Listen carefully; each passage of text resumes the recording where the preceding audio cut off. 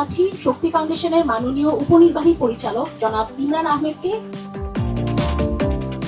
গত ২৫ বছরে ঢাকা শহরের সবুজ আচ্ছাদন কমেছে প্রায় ২৮,০০০ বিঘা। আবার বলছি ২৮,০০০ বিঘা।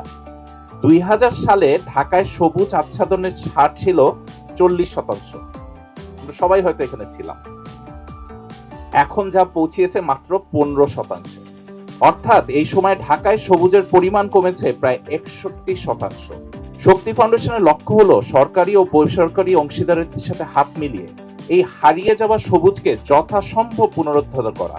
২০৩০ সালের মধ্যে ঢাকা শহরে ৫ লাখ এবং ঢাকার বাইরে সারা দেশে আরো ৫ লাখ, সব মিলিয়ে মোট ১০ লাখ গাছ রোপণ করা।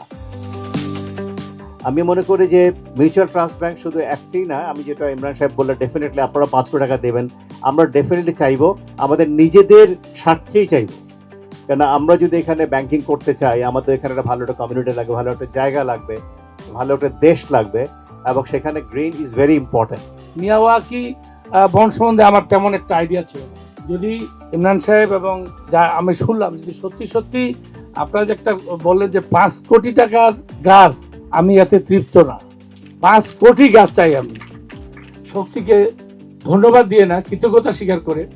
আর একটা কথা বলো, তারা বললো যে তারা সাপোর্ট দিচ্ছে। আমি বললাম যে সাপোর্ট রাজুক আপনাদের কাছ থেকে নিচ্ছে, রাজুক সাপোর্ট নিচ্ছে। রাজুক ল্যান্ড দিয়ে আপনাদের মানে খুব কৃতিত্বের দাবিদার না, রাজুকেই না, আপনারা না করলে তো রাজুককেই করতে হইতো। আমি মনে করি সরকার বলতো রাজুক তোমার জায়গায় তুমি গাছ লাগাও, তোমার ব্যবস্থাপনায় লাগাও, তোমার টাকা খরচ করে। সুতরাং আমরা শক্তির কাছ থেকে আমরা সাপোর্টটা নিচ্ছি। আমি এই জন্য একটু শক্তিকে করতাল দিয়ে একটু অভিনন্দন জানাতে চাই।